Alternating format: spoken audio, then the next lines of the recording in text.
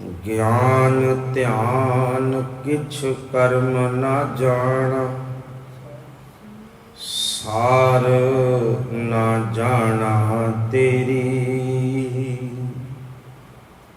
सब ते वड्डा सतगुर नानक, जिन कल राखी मेरी। सब ते वड्डा सतगुर नानक, जिन कल राखी मेरी।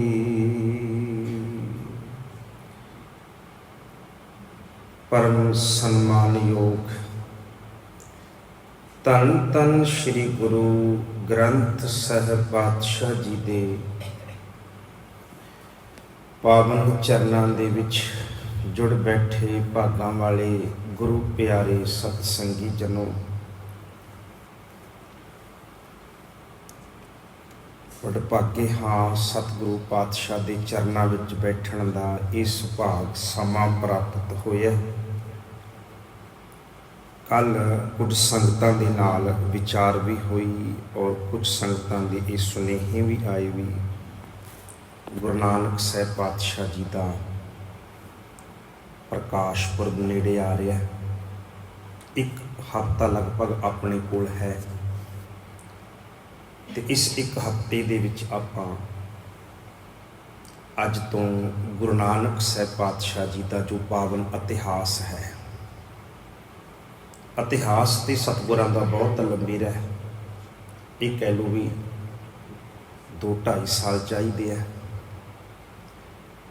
पर लगभग यतन आपां करांगे जिन्ने कौतक गुरु नानक साहिब पातशाह ने ननकाना साहिब की धरती के उपर वरताई, जिन्ने समाचार प्राप्त होए उन्ने आपां इन्हां 5-7 दिनों के विच विचार करांगे।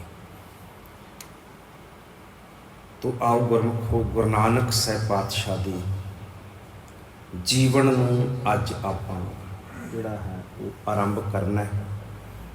आप संगतां असीस बख्शदियां होइयां आरंभता तो पहला गुरु फतेह का नारा बुलंद करो, आखो जी वाहिगुरू जी का खालसा वाहिगुरू जी की फतेह।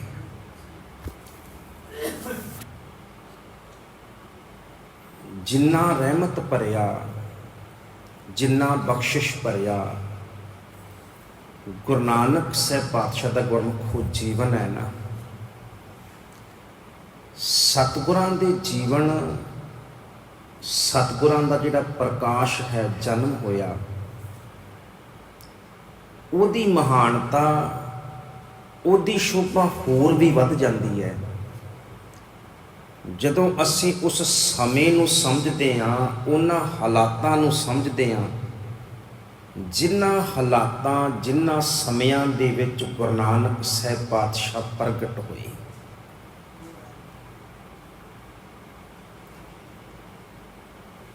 जदों गुरु नानक साहिब पातशाह के प्रगट के समय की आपां हालातां की गल वेखदे हां ते समाज नूं सब तो वध जेकर कोई चीज़ प्रभावित करती है ना तो वो राजनीति हुंदी है।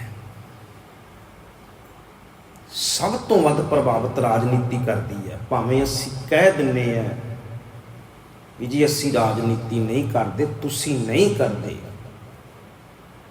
पर इहदा अर्थ ये नहीं है भी तुहाडे उत्ते कोई असर नहीं है राजनीति का। गुरु नानक साहिब पातशाह जी के प्रकाश नूं उहदी वडियाई नूं समझण दे लई सब तो पहला उस समय की राजनीतिक धार्मिक ते समाजिक हालात की सी, दशा की सी, ये समझना जरूरी है।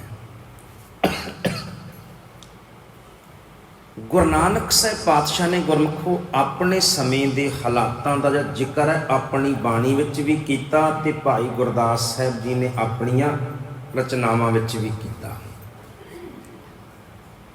ਜਦੋਂ ਅਸੀਂ ਗੁਰੂ ਨਾਨਕ ਸਾਹਿਬ ਪਾਤਸ਼ਾਹ ਜੀ ਦੀ ਬਾਣੀ ਪੜ੍ਹਦੇ ਹਾਂ, ਪਾਤਸ਼ਾਹ ਦੇ ਖੁਦ ਦੇ ਬਚਨ,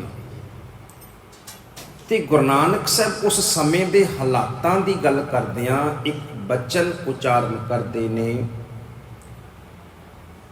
ਸਤਿਗੁਰੂ ਪਾਤਸ਼ਾਹ ਕਹਿੰਦੇ, ਕਾਲ ਨਾਹੀ ਜੋਗ ਨਾਹੀ, ਨਾਹੀ ਸਤ ਕਾ ਢੱਬ, ਥਾ ਨਸ਼ਟ ਜਗ ਭ੍ਰਿਸ਼ਟ ਹੋਏ, ਡੂਬਤਾ ਇਵ ਜਗ। ਪਾਤਸ਼ਾਹ ਦੇ ਖੁਦ ਦੇ ਬਚਨ ਨੇ। ਪਾਤਸ਼ਾਹ ਕਹਿੰਦੇ ਕਾਲ ਨਾਹੀ, ਕਾਲ ਦਾ ਅਰਥ ਹੈ ਸਮਾਂ, ਨਹੀਂ ਰਿਹਾ ਸਮਾਂ। ਜੋਗ ਨਾਹੀ, ਜੁੜਨ ਦਾ ਸਮਾਂ ਹੀ ਨਹੀਂ ਰਹਿ ਗਿਆ। ਜੋਗ ਦਾ ਅਰਥ ਹੈ ਜੁੜਨਾ ਰੱਬ ਦੇ ਨਾਲ, ਰੱਬ ਦੇ ਨਾਲ ਜੁੜਨ ਦਾ ਸਮਾਂ ਹੀ ਨਹੀਂ ਰਹਿ ਗਿਆ। ਪਾਤਸ਼ਾਹ ਕਹਿੰਦੇ ਹਾਲਾਤ ਇਦਾਂ ਦੇ ਬਣੇ। ਕਾਲ ਨਾਹੀ ਜੋਗ ਨਾਹੀ, ਨਾਹੀ ਸਤ ਕਾ ਢੱਬ। ਸਤ ਦਾ ਅਰਥ ਹੈ ਉੱਚਾ ਆਚਰਣ ਤੇ ਢੱਬ ਦਾ ਅਰਥ ਹੈ ਤਰੀਕਾ। ਕਹਿਣ ਲੱਗੇ ਨਾਹੀ ਭਾਈ, ਸੰਸਾਰ ਵਿੱਚ ਲੋਕਾਂ ਨੂੰ ਦੇਖਦੇ ਹਾਂ ਜਿੱਦਾਂ ਦੇ ਦੁਨੀਆ ਦੇ ਕਰਮ ਨੇ, ਇਹ ਉੱਚੇ ਆਚਰਣ ਨੂੰ ਬਣਾਉਣ ਦਾ ਤਰੀਕਾ ਵੀ ਨਹੀਂ ਹੈ। ਕਾਲ ਨਾਹੀ ਜੋਗ ਨਾਹੀ, ਨਾਹੀ ਸਤ ਕਾ ਢੱਬ, ਥਾ ਨਸ਼ਟ ਜਗ ਭ੍ਰਿਸ਼ਟ ਹੋਈ। ਜਗ ਦੇ ਵਿੱਚ ਪਾਤਸ਼ਾਹ ਕਹਿੰਦੇ ਪਵਿੱਤਰ ਥਾਵਾਂ ਵੀ ਭ੍ਰਿਸ਼ਟ ਹੋ ਗਈਆਂ। ਥਾਂ ਨਸ਼ਟ ਦਾ ਅਰਥ ਹੁੰਦਾ ਪਵਿੱਤਰ ਥਾਂ, ਪਵਿੱਤਰ ਹਿਰਦੇ, ਪਵਿੱਤਰ ਧਾਰਮਿਕ ਅਸਥਾਨ। ਪਾਤਸ਼ਾਹ ਕਹਿੰਦੇ ਸਾਰੇ ਭ੍ਰਿਸ਼ਟੇ ਹੋਏ ਪਏ ਆ। ਮਸੀਤ ਵੱਲ ਝਾਤੀ ਮਾਰਦੇ ਆ, ਉੱਥੇ ਬੈਠਾ ਕਾਜੀ ਝੂਠ ਬੋਲਦਾ ਹੈ। ਮੰਦਰ ਵਿੱਚ ਝਾਤ ਮਾਰਦੇ ਆ ਤੇ ਪੰਡਤ ਮਾਇਆ ਤੋਂ ਬਿਨਾਂ ਗੱਲ ਹੀ ਨਹੀਂ ਕਰਦਾ। ਜੇ ਜੋਗੀਆਂ ਵੱਲ ਝਾਤੀ ਮਾਰਦੇ ਆ, ਪਾਤਸ਼ਾਹ ਕਹਿੰਦੇ ਕੁਝ ਉਹਨਾਂ ਨੂੰ ਜਗਤ ਦੀ ਸੋਝੀ ਮਿਲੀ, ਉਹਨਾਂ ਦੇ ਕੋਲੋਂ ਆਸ ਸੀ ਵੀ ਜੋਗੀ ਕੁਛ ਜੱਗ ਦਾ ਸਵਾਰਨਗੇ। ਪਾਤਸ਼ਾਹ ਕਹਿੰਦੇ ਜਾ ਕੇ ਪਹਾੜਾਂ 'ਚ ਲੁਕ ਗਏ, ਜਾ ਕੇ ਜੰਗਲਾਂ ਨੂੰ ਚਲੇ ਗਏ। ਆਮ ਦੁਨੀਆ ਦਾ ਤਾਂ ਰਾਹ ਦਿਖਾਉਣ ਵਾਲਾ ਕੋਈ ਨਹੀਂ ਰਹਿ ਗਿਆ। ਇਸ ਕਰਕੇ ਸਤਿਗੁਰੂ ਪਾਤਸ਼ਾਹ ਨੇ ਆਪਣੀ ਬਾਣੀ ਵਿੱਚ ਇਹ ਬਚਨ ਕਹੇ। ਪਾਤਸ਼ਾਹ ਕਹਿੰਦੇ ਕਾਦੀ ਕੂੜ ਬੋਲ ਮਲ ਖਾਏ, ਬਾਹਮਣ ਨਾਵੈ ਜੀਆਂ ਕਾਏ, ਜੋਗੀ ਜੁਗਤ ਨਾ ਜਾਣੈ ਅੰਧ, ਤੀਨੇ ਉਜਾੜੇ ਕਾ ਬੰਦ। ਇਹ ਜੋਗੀ, ਇਹ ਕਾਜੀ, ਇਹ ਪੰਡਤ, ਇਹਨਾਂ ਨੇ ਤਾਂ ਦੁਨੀਆ ਨੂੰ ਸੱਚ ਦਿਖਾਉਣਾ ਸੀ, ਸਿੱਧੇ ਰਸਤੇ ਪਾਉਣਾ ਸੀ। ਇਹੀ ਤਾਂ ਤਿੰਨੇ ਉਜਾੜਦੇ ਪਏ ਨੇ ਸੰਸਾਰ ਨੂੰ। ਭਾਵ ਕਿ ਧਾਰਮਿਕ ਲੋਕਾਂ ਦੀ ਦਸ਼ਾ ਵੀ ਗੁਰਮੁਖੋ ਬੇਈਮਾਨੀ ਵਾਲੀ ਬਣ ਗਈ ਸੀ। ਜੇ ਗੱਲ ਪਾਤਸ਼ਾਹ ਦੀ ਕਰੀਏ, ਪਾਤਸ਼ਾਹ ਜਦੋਂ ਤੁਸੀਂ ਪ੍ਰਗਟ ਹੋਏ ਤੇ ਉਦੋਂ ਰਾਜੇ ਕਿੱਦਾਂ ਦੇ ਸਨ, ਰਾਜਨੀਤੀ ਕਿੱਦਾਂ ਦੀ ਸੀ? ਪਾਤਸ਼ਾਹ ਕਹਿੰਦੇ ਕਲ ਕਾਤੀ ਰਾਜੇ ਕਸਾਈ, ਧਰਮ ਪੰਖ ਕਰ ਉੱਡ ਰਿਹਾ। ਕਲਯੁਗ ਦਾ ਸਮਾਂ ਕੈਂਚੀ ਬਣ ਗਿਆ। ਕਾਤੀ ਦਾ ਅਰਥ ਹੈ ਛੁਰੀ। ਪਾਤਸ਼ਾਹ ਕਹਿੰਦੇ ਸਮਾਂ ਛੁਰੀ ਬਣਿਆ ਪਿਆ ਤੇ ਤਖਤ ਉੱਤੇ ਬੈਠੇ ਰਾਜੇ ਨਹੀਂ, ਕਸਾਈ ਬਣੇ ਪਏ ਐ, ਜਿਹੜੇ ਵਕਤ ਦੀ ਛੁਰੀ ਦੇ ਨਾਲ ਲੋਕਾਂ ਨੂੰ ਮਾਰ ਰਹੇ ਐ। ਕਲ ਕਾਤੀ ਰਾਜੇ ਕਸਾਈ, ਧਰਮ ਪੰਖ ਕਰ ਉੱਡ ਰਿਹਾ। ਪਾਤਸ਼ਾਹ ਕਹਿੰਦੇ ਸੱਚ ਤੇ ਧਰਮ ਤਾਂ ਖੰਭ ਲਾ ਕੇ ਉੱਡ ਗਿਆ, ਦਿਖਾਈ ਕਿਤੇ ਨਹੀਂ ਦੇ ਰਿਹਾ। ਇਹ ਹਾਲਾਤ ਸੀ ਗੁਰਮੁਖੋ ਜਦੋਂ ਬਾਬਾ ਸੰਸਾਰ 'ਚ ਆਇਆ। ਕੂੜ ਅਮਾਮਸ, ਕੂੜ ਦੀ ਮੱਸਿਆ ਦੀ ਰਾਤ ਹੈ ਚਾਰੇ ਪਾਸੇ, ਸੱਚ ਚੰਦਰਮਾ ਦਿਸੈ ਨਾਹੀ। ਸੱਚ ਦਾ ਚੰਦਰਮਾ ਤਾਂ ਦਿਖਾਈ ਨਹੀਂ ਦੇ ਰਿਹਾ ਕਿਤੇ, ਚਾਰੇ ਪਾਸੇ ਕੂੜ ਤੇ ਝੂਠ ਦੀ ਮੱਸਿਆ ਦੀ ਰਾਤ ਹੀ ਦਿਖਾਈ ਦੇ ਰਹੀ ਹੈ। ਅਰਥ ਕੀ ਬਣਿਆ? ਚਾਰੇ ਪਾਸੇ ਕੂੜ ਦਾ ਹਨੇਰਾ ਹੀ ਛਾਇਆ ਹੋਇਆ ਸੀ। ਆਮ ਲੋਕਾਂ ਦੀ ਕੀ ਹਾਲਤ ਸੀ? ਪਾਤਸ਼ਾਹ ਕਹਿੰਦੇ ਇਸ ਭਾਈ ਗੁਰਦਾਸ ਸਾਹਿਬ ਕਹਿੰਦੇ ਇਸਤਰੀ ਪੁਰਖ ਹੈ ਦਾਮ ਹਿਤ, ਭਾਵੇਂ ਆਏ ਕਥਾਉ ਜਾਈ।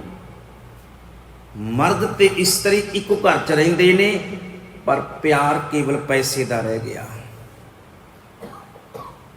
ਪਾਤਸ਼ਾਹ ਸਤਿਗੁਰੂ ਪਾਤਸ਼ਾਹ ਕਹਿੰਦੇ ਖੱਤਰੀਆਂ ਦਾ ਕੀ ਹਾਲ ਸੀ? ਖੱਤਰੀ ਤਾਂ ਉਹ ਸਨ ਜਿਹੜੇ ਧਰਮ ਦੇ ਰੱਖਿਅਕ ਮੰਨੇ ਜਾਂਦੇ ਸੀ। ਹੁੰਦਾ ਗੁਰਮੁਖ ਹਿੰਦੂ ਵੈਦਿਕ ਧਰਮ ਦੀ ਫਿਲਾਸਫੀ ਅਨੁਸਾਰ ਖੱਤਰੀ ਦਾ ਤੇ ਜਨਮੀ ਧਰਮ ਦੀ ਰੱਖਿਆ ਕਰਨ ਵਾਸਤੇ ਬਣਿਆ। ਤੇ ਗੁਰੂ ਗ੍ਰੰਥ ਸਾਹਿਬ ਪਾਤਸ਼ਾਹ ਕਹਿੰਦੇ ਖੱਤਰੀਆਂ ਕਾ ਧਰਮ, ਖੱਤਰੀਆਂ ਤਾਂ ਧਰਮ ਛੋੜਿਆ। ਖੱਤਰੀਆਂ ਨੇ ਆਪਣਾ ਧਰਮ ਤਿਆਗ ਦਿੱਤਾ ਸੀ। ਧਰਮ ਦਾ ਅਰਥ ਹੈ ਆਪਣੇ ਫਰਜ਼ ਛੱਡ ਦਿੱਤੇ ਸੀ। ਮਲੇਸ਼ ਭਾਖਿਆ ਗਹੀ, ਪਾਤਸ਼ਾਹ ਕਹਿੰਦੇ ਮਲੇਸ਼ਾਂ ਦੀ, ਮਲੇਸ਼ ਦਾ ਕੀ ਅਰਥ ਹੈ? ਬਗਾਨੀ ਬੋਲੀ ਬੋਲਦੇ ਹੈ। ਭਾਖਿਆ ਦਾ ਅਰਥ ਹੁੰਦਾ ਬੋਲੀ। ਖੱਤਰੀ ਆਪਣਾ ਧਰਮ ਆਪਣਾ ਫਰਜ਼ ਭੁੱਲੇ ਬੈਠੇ, ਪਾਤਸ਼ਾਹ ਕਹਿੰਦੇ ਬਗਾਨੀ ਬੋਲੀ ਬੋਲਦੇ ਹੈ। ਮਲੇਸ਼ ਭਾਖਿਆ ਗਹੀ, ਸ੍ਰਿਸ਼ਟ ਸਭ ਇੱਕ ਵਰਨ ਹੋਈ। ਆਪਾਂ ਕਹਿੰਦੇ ਨਹੀਂ ਸਾਰੇ ਲੋਕ ਇੱਕੋ ਜਿਹੇ ਹੋਏ ਪਏ ਜੀ ਹੁਣ ਤੇ, ਆਮ ਤੌਰ ਤੇ ਸ਼ਬਦ ਵਰਤਦੇ ਆ ਆਪਾਂ ਇੱਕ ਵੀ ਹੁਣ ਤਾਂ ਜੀ ਸਾਰੇ ਇੱਕੋ ਜਿਹੇ ਹੋ ਗਏ। ਅਰਥ ਕੀ ਬਣੇ? ਵੀ ਸਾਰੇ ਬੇਈਮਾਨ ਹੈ।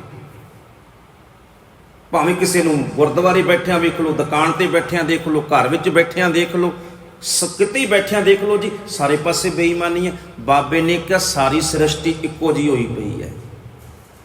ਸ੍ਰਿਸ਼ਟ ਸਭ ਇੱਕ ਵਰਨ ਹੋਈ, ਧਰਮ ਕੀ ਗਤ ਰਹੀ। ਰਹੀ ਦਾ ਅਰਥ ਹੈ ਰਹਿ ਗਈ ਹੈ, ਮੁੱਕ ਗਈ ਹੈ। ਧਰਮ ਦੀ ਗਤੀ ਤਾਂ ਪਾਤਸ਼ਾਹ ਕਹਿੰਦੇ ਮੁੱਕ ਗਈ ਹੈ। ਇਹ ਗੁਰਮੁਖੋ ਹਾਲਾਤ ਸੀ ਜਦੋਂ ਬਾਬਾ ਸੰਸਾਰ ਤੇ ਆਇਆ।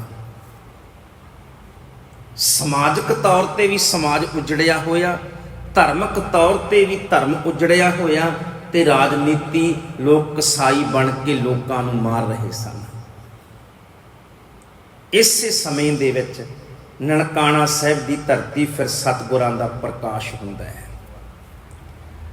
ਨਨਕਾਣੇ ਦੀ ਜਿਹੜੀ ਧਰਤੀ ਹੈ ਗੁਰਮੁਖੋ, ਇਹਦਾ ਨਾਮ ਸੀ ਰਾਏ ਭੋਏ ਦੀ ਤਲਵੰਡੀ। ਤਲਵੰਡੀ ਜਿਹੜਾ ਸ਼ਬਦ ਹੈ ਨਾ, ਤਲਵੰਡੀ ਦਾ ਅਰਥ ਹੁੰਦਾ ਹੈ ਜਦੋਂ 4-5 ਭਰਾ ਹੋਣ, ਉਹਨਾਂ ਦੀ ਜ਼ਮੀਨ ਵੰਡੀ ਜਾਂਦੀ ਹੈ, ਉਹਨੂੰ ਕਿਹਾ ਜਾਂਦਾ ਤਲਵੰਡੀ। ਤਲਨ ਦੀ ਵੰਡ ਵਿੱਚ ਆਈ ਹੋਈ ਧਰਤੀ। ਇਹ ਰਾਏ ਭੋਏ ਦੇ ਜਿਹੜਾ ਸੀ ਜੀ, ਉਹਦੇ ਇਹ ਕਹਿ ਲਓ ਵੀ ਜਿਹੜਾ ਉਸ ਸਮੇਂ ਦਾ ਹਾਕਮ ਰਾਏ ਬਲਾਰ, ਉਹਦੇ ਪਿਤਾ ਦਾ ਨਾਮ ਸੀ ਰਾਏ ਭੋਏ। ਤੇ ਰਾਏ ਬਲਾਰ ਨੇ ਆਪਣੇ ਪਿਤਾ ਦੇ ਨਾਮ ਦੇ ਉੱਤੇ ਰਾਏ ਬਲਾਰ, ਇਹ ਕਹਿ ਲਓ ਵੀ ਰਾਏ ਬਲਾਰ ਹੋਰੀ 5-7 ਭਰਾ ਸੀ, ਉਹਨਾਂ ਨੂੰ ਜ਼ਮੀਨ ਵੰਡੀ ਤੇ ਨਨਕਾਣਾ ਸਾਹਿਬ ਵਾਲਾ ਜਿਹੜਾ ਇਹ ਏਰੀਆ ਸੀ ਇਹ ਰਾਏ ਬਲਾਰ ਨੂੰ ਆ ਗਿਆ। ਉਹਨੇ ਆਪਣੇ ਪਿਤਾ ਦੇ ਨਾਮ ਦੇ ਉੱਪਰ ਸ਼ਹਿਰ ਦਾ ਨਾਮ ਰੱਖਿਆ ਰਾਏ ਭੋਏ ਦੀ ਤਲਵੰਡੀ। ਇਹ ਸ਼ਹਿਰ ਦਾ ਨਾਮ ਸੀ ਰਾਏ ਭੋਏ ਦੀ ਤਲਵੰਡੀ। ਗੁਰੂ ਨਾਨਕ ਸਾਹਿਬ ਪਾਤਸ਼ਾਹ ਦਾ ਪ੍ਰਕਾਸ਼ ਹੁੰਦਾ ਹੈ। ਪ੍ਰਕਾਸ਼ ਤੋਂ ਗੁਰਮੁਖੋ ਕੁਝ ਦਿਨ ਪਹਿਲਾਂ ਕੁਝ ਘਟਨਾਵਾਂ ਵਾਪਰਦੀਆਂ ਨੇ। ਖਾਸ ਤੌਰ ਤੇ ਗੁਰੂ ਚਮਤਕਾਰ ਵਿੱਚ ਭਾਈ ਵੀਰ ਸਿੰਘ ਹੋਰੀ ਇਸ ਗੱਲ ਦਾ ਬੜਾ ਵਿਸਥਾਰ ਕਰਦੇ ਹੈ।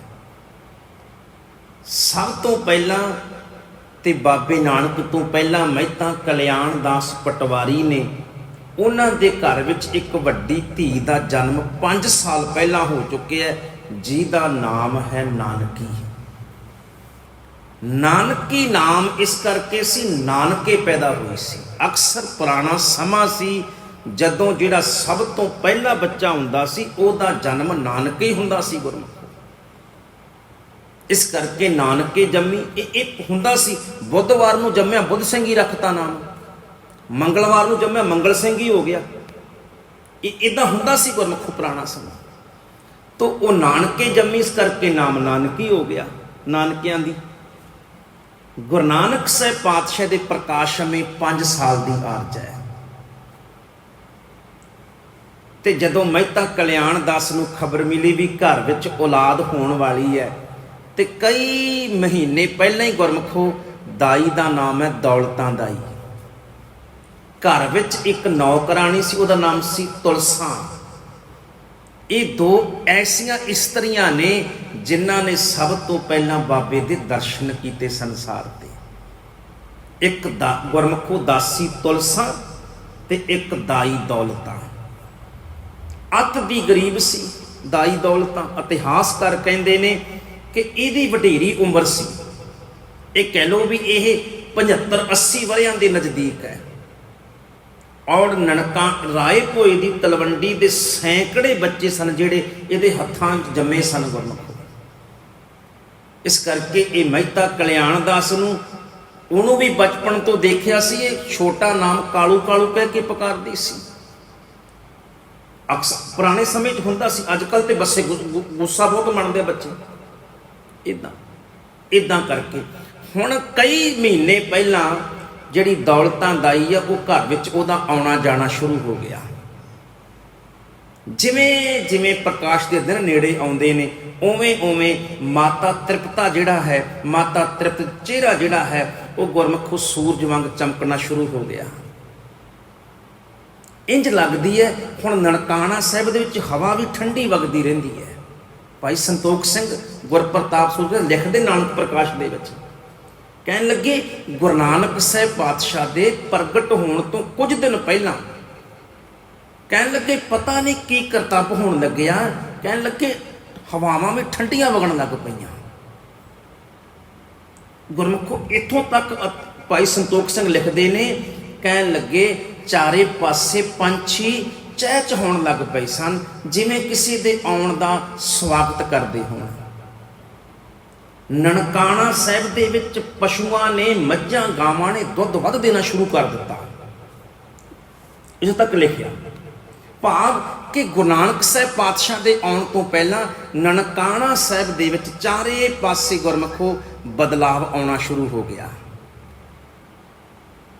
ਔਰ ਜਿਹੜੀ ਦਾਈ ਦੌਲਤਾਂ ਹੈ ਉਹ 2 ਦਿਨ ਪਹਿਲਾਂ ਮਹਿਤਾ ਕਲਿਆਣ ਦਾਸ ਦੇ ਕੋਲ ਬੈਠੀ ਤੇ ਕੋਲ ਬੈਠਿਆਂ ਹੱਸ ਇਦਾਂ ਗੱਲਾਂ ਗੱਲਾਂ 'ਚ ਕਹਿਣ ਲੱਗੀ, ਕਲਿਆਣ ਦਾਸ ਪਰਮਾਤਮਾ ਨੇ ਤੈਨੂੰ ਧੀ ਬਖਸ਼ੀ, ਜੇ ਇਸ ਵਾਰ ਪੁੱਤਰ ਬਖਸ਼ਿਆ ਤੇ ਦੱਸ ਮੈਨੂੰ ਕੀ ਦੇਵੇਂਗਾ।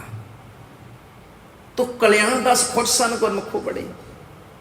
ਉਹਨੇ ਕਿਹਾ ਦੌਲਤਾਂ ਮਾਈ ਦੇਖ, ਇਹ ਗੱਲ ਪੱਕੀ ਹੈ ਰੱਬ ਨੇ ਧੀ ਦਿੱਤੀ, ਜੇ ਪੁੱਤਰ ਹੋ ਗਿਆ ਨਾ ਤੇ ਜੋ ਕੁਛ ਤੂੰ ਕਹੇਂਗੀ ਮੈਂ ਮੂੰਹੋਂ ਤੈਨੂੰ ਉਹੀ ਦੇ ਦਿਆਂਗਾ।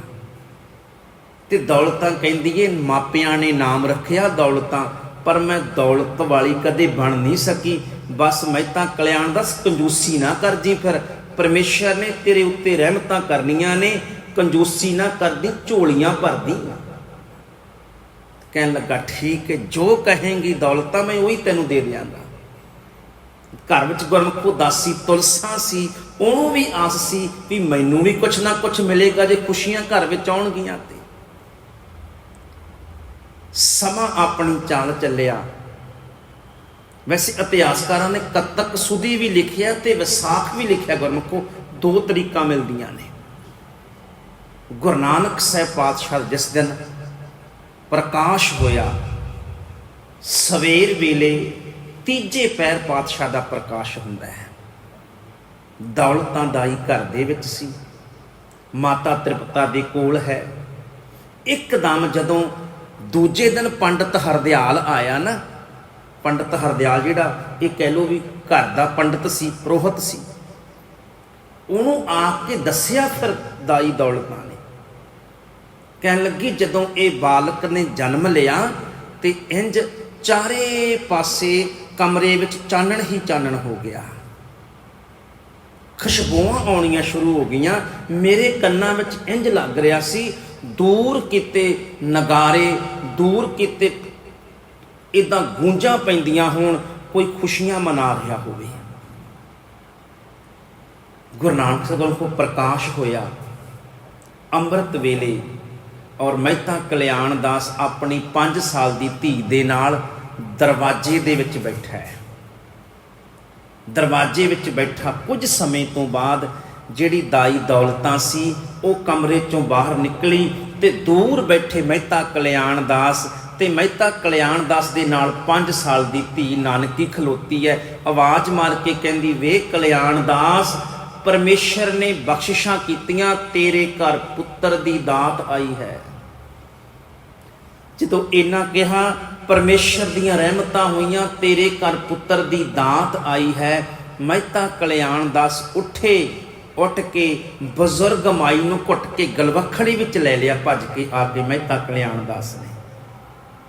ਦਾਈ ਦੌਲਤਾਂ ਨੂੰ ਗਲਵੱਖੜੀ ਵਿੱਚ ਲੈ, ਕਿਉਂਕਿ ਬਜ਼ੁਰਗ ਵੀ ਸੀ ਗੁਰਮੁਖੋ, ਬਚਪਨ ਤੋਂ ਪਿਆਰ ਵੀ ਕਰਦੀ ਸੀ ਮਹਿਤਾ ਕਲਿਆਣ ਦਾਸ ਨੂੰ। ਕਹਿਣ ਲੱਗੇ ਮਾਈ ਦੌਲਤਾਂ, ਸੱਚ ਜਾਣੀ ਇੰਨੀਆਂ ਖੁਸ਼ੀਆਂ ਮਿਲੀਆਂ, ਕੋਈ ਕਮੀ ਨਹੀਂ ਤੇ ਤੇਰੇ ਲਈ ਵੀ ਕੋਈ ਕਮੀ ਨਹੀਂ ਹੋਏਗੀ। ਮੈਂ ਪੁੱਤਰ ਦੇ ਦਰਸ਼ਨ ਵੀ ਬਾਅਦ ਵਿੱਚ ਕਰਾਂਗਾ, ਪਹਿਲਾਂ ਤੇਰੇ ਨਾਲ ਕੀਤਾ ਹੋਇਆ ਵਚਨ ਨਿਭਾਵਾਂਗਾ, ਤੇਰੀ ਝੋਲੀ ਭਰਾਂਗਾ। ਇਹਨੇ ਖੁਸ਼ ਸਨ ਪਿਤਾ ਜੀ ਗੁਰਮੁਖ। ਅੰਦਰ ਗਏ, ਕਹਿਣ ਲੱਗੇ ਅੰਦਰੋਂ ਨਾ ਇਦਾਂ, ਕਿਉਂਕਿ ਉਸ ਸਮੇਂ ਚਾਂਦੀ ਦੇ ਰੁਪਈਏ ਹੁੰਦੇ ਸੀ, ਅੱਜ ਵਾਂਗ ਕਾਗਜ਼ ਤਾਂ ਹੁੰਦੇ ਨਹੀਂ ਸੀ, ਕਰੰਸੀ ਸ਼ਬਦ ਹੀ ਨਹੀਂ ਸੀ ਕਾਗਜ਼ ਉੱਪਰ। ਇਦਾਂ ਅੰਦਰ ਗਏ ਤੇ ਥਾਲ ਗੁਰਮੁਖੋ ਭਰ ਕੇ ਅੰਦਰੋਂ ਇਦਾਂ ਟਕਿਆਂ ਦਾ, ਪੈਸਿਆਂ ਦਾ ਇਦਾਂ ਲੈ ਕੇ ਆਏ। ਕਹਿਣ ਲੱਗੇ ਮਾਈ ਲਿਆ ਝੋਲੀ ਕਰ, ਤੇਰੀ ਝੋਲੀ, ਤੇਰੇ ਨਾਲ ਵਾਅਦਾ ਕੀਤਾ ਝੋਲੀ ਭਰ ਦਿਆਂਗਾ, ਤੇਰੀ ਝੋਲੀ ਭਰਾਂਗਾ ਅੱਜ, ਲਿਆ ਕਰ। ਜਦੋਂ ਇਹਨਾਂ ਕਿਹਾ ਤੇ ਗੁਰਮੁਖੋ ਦਾਈ ਦੌਲਤਾਂ ਦੇ ਚਿਹਰੇ ਉੱਤੇ ਨੂਰ ਵੱਖਰਾ ਸੀ। ਮਨ ਨੂੰ ਇੰਜ ਲੱਗਦਾ ਸੀ ਉਹਦੇ ਜਨਮਾਂ ਜਨਮਾਂ ਦੀ ਭੁੱਖ ਮਿਟ ਗਈ ਹੋਵੇ। ਉਹ ਸਹਿਜ ਵਿੱਚ ਆ ਚੁੱਕੀ ਸੀ, ਉਹ ਸਬਰ ਵਿੱਚ ਆ ਚੁੱਕੀ ਸੀ। ਜਦੋਂ ਕਿਹਾ ਲਿਆ ਮਾਈ ਲਿਆ ਤੇਰੀ ਝੋਲੀ ਭਰਦੇ ਆ, ਉਹਨੇ 2 ਕਦਮ ਅੱਗੇ ਨਹੀਂ ਪੁੱਟੇ, 2 ਕਦਮ ਪਿੱਛੇ ਹਟੀ ਤੇ ਪਿੱਛੇ ਹਟ ਕੇ ਕਹਿੰਦੀ ਏ ਰਹਿਣ ਦੇ ਵੇ ਕਾਲੂ, ਰਹਿਣ ਦੇ ਮੈਂ ਰੱਜੀ। ਉਹਨੇ ਸ਼ਬਦ ਵਰਤੇ ਗੁਰਮੁਖ, ਮੈਂ ਰੱਜੀ, ਰੱਜ ਗਈ ਮੈਂ। ਜਦੋਂ ਇਹਨਾਂ ਕਿਹਾ ਤੇ ਕਲਿਆਣ ਦਾਸ ਪੁੱਛਦੇ ਨੇ ਮਾਈ ਹੋਇਆ ਕੀ? ਕੱਲ ਤਾਂ ਕਹਿੰਦੀ ਪਈ ਸੀ ਝੋਲੀਆਂ ਤੇਰੀਆਂ ਭਰਾਂਗਾ, ਮੇਰਾ ਬਚਨ ਨਿਭਾਉਣ ਦੇ ਮੈਨੂੰ। ਕਹਿਣ ਲੱਗੀ ਨਹੀਂ, ਕੱਲ ਮੇਰੇ ਮਨ ਵਿੱਚ ਭੁੱਖ ਸੀ ਦੌਲਤ ਦੀ, ਪਰ ਜਿਹੜਾ ਆ ਪੁੱਤਰ ਤੇਰੇ ਘਰ ਵਿੱਚ ਆਇਆ ਹੈ, ਇਹਦੇ ਮੈਂ ਦਰਸ਼ਨ ਕੀਤੇ, ਚਾਰੇ ਪਾਸੇ ਚਾਨਣ ਹੋਇਆ, ਪਤਾ ਨਹੀਂ ਮੇਰੇ ਮਨ ਨੂੰ ਕੀ ਹੋਇਆ। ਮੈਨੂੰ ਇੰਜ ਲੱਗਦਾ ਹੈ ਅੱਜ ਮੈਂ ਕਈ ਜਨਮਾਂ ਦੀ ਭੁੱਖੀ ਰੱਜ ਗਈ ਹੋਵਾਂ। ਕਈ ਜਨਮਾਂ ਤੋਂ ਭੁੱਖ ਸੀ ਮੇਰੇ ਮਨ ਅੰਦਰ, ਮੈਂ ਰੱਜ ਗਈ ਹੋਵਾਂ। ਸੱਚ ਗੁਰਮੁਖੋ ਇਹੀ ਸੀ। ਭਗਤ ਰਵਿਦਾਸ ਸਾਹਿਬ ਨੇ ਇੱਕ ਬਚਨ ਕਿਹਾ ਬਾਣੀ ਅੰਦਰ, ਬਹੁਤ ਜਨਮ ਵਿਛੜੇ ਥੇ ਮਾਦੋ, हे परमात्मा ਸੀ ਬੜੇ ਜਨਮਾਂ ਤੋਂ ਵਿਛੜੇ ਹੋਏ ਸਨ।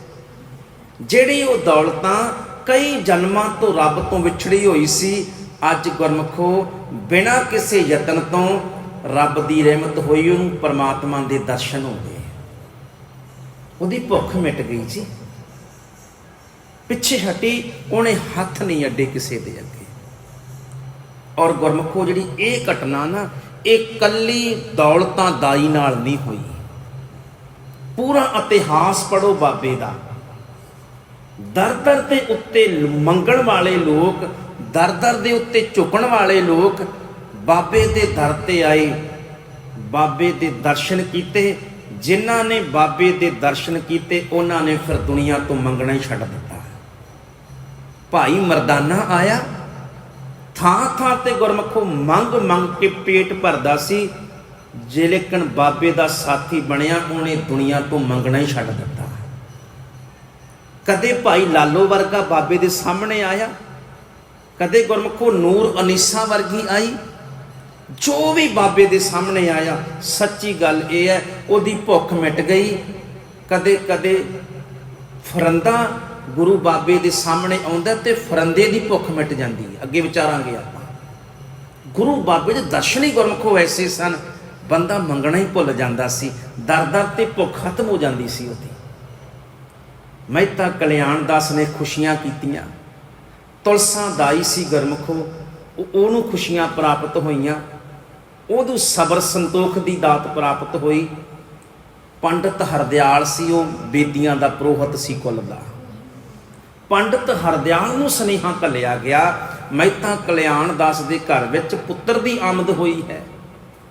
ਗੁਰਮੁਖੋ ਜਿਹੜੇ ਪੰਡਤ ਲੋਕ ਸਨ, ਵੈਸੇ ਪੰਡਤ ਹਰਦਿਆਲ ਨਾ ਜਿੰਨਾ ਉਹਦਾ ਜੀਵਨ ਵੇਖੀਏ ਆਪਾਂ, ਆਮ ਤੌਰ ਦੇ ਉੱਤੇ ਜਿਹੜੀ ਪੰਡਤਾਂ ਦੀ ਛਵੀ ਬਣੀ ਹੈ ਨਾ ਸਾਡੇ ਵਿੱਚ, ਉਹ ਵੀ ਲਾਲਚੀ ਬੜੇ ਹੁੰਦੇ ਨੇ। ਪਰ ਪੰਡਤ ਗੁਰਮੁਖੋ ਹਰਦਿਆਲ ਦਾ ਜੀਵਨ ਪੜੋ, ਇੱਕ ਥਾਂ ਵੀ ਉਹ ਐਸਾ ਨਹੀਂ ਲੱਗਦਾ ਵੀ ਉਹ ਪੰਡਤ ਲਾਲਚੀ ਹੋਵੇ। ਸੱਚਮੁੱਚ ਉਹ ਭਾਗਾਂ ਵਾਲਾ ਸੀ। ਉਹਨੂੰ ਸੁਨੇਹਾ ਮਿਲਿਆ, ਉਹਨੇ ਸੁਨੇਹਾ ਭੇਜਿਆ, ਅੱਜ ਮੈਂ ਕਿਤੇ ਜਾ ਰਿਹਾ, ਮਹਿਤਾ ਕਲਿਆਣ ਦਾਸ ਨੂੰ ਕਹੋ ਕੱਲ ਸਵੇਰੇ ਆਵਾਂਗਾ। ਦੂਜੇ ਦਿਨ ਗੁਰਮੁਖੋ ਪੰਡਤ ਹਰਦਿਆਲ ਘਰ ਵਿੱਚ ਆਉਂਦਾ ਹੈ, ਕਿਉਂਕਿ ਇਹ ਇਸ ਗੱਲ ਸਾਰੇ ਇਤਿਹਾਸਕਾਰਾਂ ਨੇ ਲਿਖੀ ਹੈ ਵੀ ਮਹਿਤਾ ਕਲਿਆਣ ਦਾਸ ਪਿਤਾ ਨੇ ਪੁੱਤਰ ਦੀ ਜਨਮ ਪੱਤਰੀ ਬਣਵਾਈ। ਹੁਣ ਕਦੇ ਇਹ ਨਾ ਹੋਵੇ ਆਪਾਂ ਜਨਮ ਪੱਤਰੀ ਬਣਵਾਉਣ ਬਹਿ ਜਾਈਏ ਵੀ ਬਾਬੇ ਦੇ ਪਿਓ ਨੇ ਬਣਾਈ ਸੀ ਆਪਾਂ ਵੀ ਬਣਵਾ ਲਓ। ਸਮਝੋ ਥੋੜੀ ਜਿਹੀ ਬੇਨਤੀ। ਮਹਿਤਾ ਕਲਿਆਣ ਦਾਸ ਨੇ ਜਿਹੜੇ ਉਹ ਹਿੰਦੂ ਧਰਮ ਦੀ ਸਾਰੀ ਮਰਿਆਦਾ ਮੰਨਦੇ ਆ, क्योंकि वो हिंदू धर्म के पैदा हुए ने, प्यो दादी हिंदू सी उन्होंने सारे। इस करके उन्होंने की पता भी जिहड़ा मेरे घर पुत्र पैदा होया इन्हें सारे बंधन तोड़ देने हैं, इन्हें सारे भरम मटा देने हैं। वो तो जो उन्होंने पिता पुरखी गुरमुखों आउंदा सी उही कर रहा है। इस करके पंडित हरदयाल नूं बनाया गया। कहन लगे पंडित जी पुत्र की आमद हुई, नाले तो ग्रह नक्षत्र देखो किदां दे ने मेरे पुत्र दे, ते नाले इहदी पत्री बनाओ, इहदे उत्ते इहदी पत्री च की तुहानूं मिलिया है। ते गुरमुखो दाई दौलतां नूं कोल बुलाया, तुलसां नूं कोल बुलाया, बिठालियां कोल पंडित हरदयाल ने। दिन वो लिखिया, ग्रह लिखिया, नक्षत्र लिखे, समा मुहूर्त एक गल लिखी। ते किन्नी देर तक पंडित हरदयाल चुप बैठा रहा। चुप बैठण तो बाद किन्नी देर तो बाद मेहता कल्याण दास कहन लगे पंडित जी चुप क्यों हो गए। थोड़ी देर बाद वो बोलिया, कहन लगा कल्याण दास मेरी उम्र बहुत वडेरी हो गई है, किन्ने क बच्चों दियां मैं पत्रियां बनाईयां मैनू खुद नूं भी याद नहीं, किन्नियां क दियां बनाईयां होणगियां मैनू खुद नूं नहीं पता।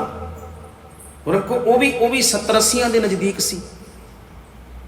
पर आ जिहड़ी ग्रह नक्षत्र मुहूर्त जिहड़े तेरे पुत्र की पत्री बोलती है ना, इहो जी पत्री अड तक मैं किसी दी नहीं देखी। मैं तो कल्याण दास कहंदा की है मेरे पुत्र की पत्री दे विच। कहन लगा तेरे पुत्र दे ग्रह नक्षत्र ये बोलते ने, ये दसदे ने। क्योंकि पंडितां दी अपनी विद्या हुंदी है, उन्हां दा अपना ज्ञान है। कहन लगे जिहड़ा ये तेरे घर पुत्र जम्मिया है ना, ये पहाड़ां वल जाएगा, इनू पहाड़ झुक झुक के सलाम करया करनगे, नमस्कारां करया करनगे। ये समुंदर वल जाएगा, समुंदर रास्ता देवेगा इन्हें। ये रेगिस्तान वल जाएगा, कहन लगे सुके हुए रेगिस्तान हरे हो जाएंगे। ਇਹਦੇ सामने ਵੱਡੇ ਵੱਡੇ महाबली जोधे सूरमे आउणगे, इनू झुक झुक के नमस्कारां करया करनगे। ये कोई बहुत वड्डा चक्रवर्ती राजा होवेगा, ये कोई बहुत वड्डा अवतार औलिया पुरुष होवेगा। ਇਹਦੀ पत्री मैनू ये दसदी है, ये इंसान आम इंसानां वर्गा नहीं है। ਇਹੋ जी पत्री मैं देखी नहीं किसी दी अज तक। इदां गुरमुखों ने कहा। मैं तो कल्याण दास प्रसन्न होए, मेरे पुत्र दियाँ जड़ियाँ ने वो आउण दियाँ खुशियां भी मनाइयां जा रही ने, ते शुभ लखण भी प्रगट हो रहे हैं। पंडित जी नूं कहा गया, पंडित जी नाम रखो मेरे पुत्र का, नाम रखो। जब नाम रखण की गल की ना, तो ठीक है, वख-वख विद्वानां ने आपो अपने तरीके नानक के अर्थ भी कर दिते हैं। आप कल नूं करांगे नानक शब्द के अर्थ की बनते हैं, समा भी हो गया। पंडित हरदयाल ने कहा, आ तेरी धी भागां वाली है, आ तेरी धी भागां वाली है।